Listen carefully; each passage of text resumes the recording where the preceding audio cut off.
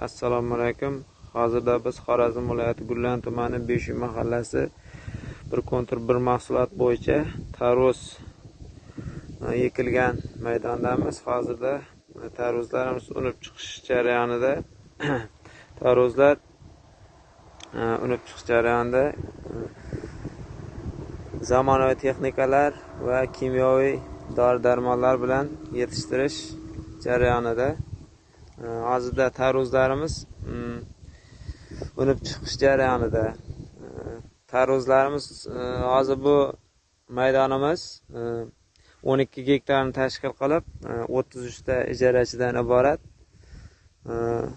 Bu yer Dinara Yaxshimuratova kooperativiga birikkan bo'lib 31 ta ijarachidan iborat.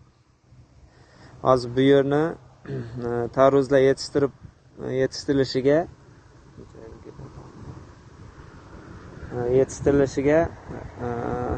45-50 kunda yetishtirib bo'linadi. Keyin tarvuzlarni yig'ib olib yana serdaromad ekin ekilishiga tayyorlanadi.